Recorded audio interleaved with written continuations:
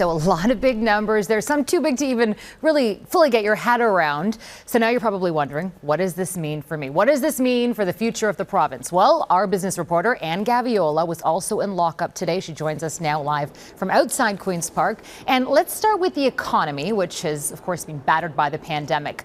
Will this budget jumpstart recovery? That's a great question, and obviously that's what this budget sets out to do. That's kind of the promise here.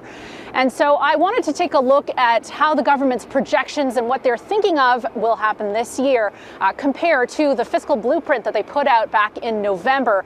And it looks like, yes, they do think that there's going to be that economic recovery, but it's been punted a little bit further down the road. And what I mean by that is, initially in the fall, they were saying for 2021, the expectation for GDP growth would be just under 5%. Now, based on this new data that they have available, they're saying it'll probably be closer to 4%.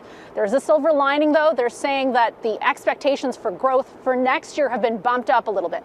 A lot of things go into that calculation, including the pace of the vaccine rollout and that $2 trillion in stimulus that's been approved south of the border and how quickly that's going to ripple to people in Ontario.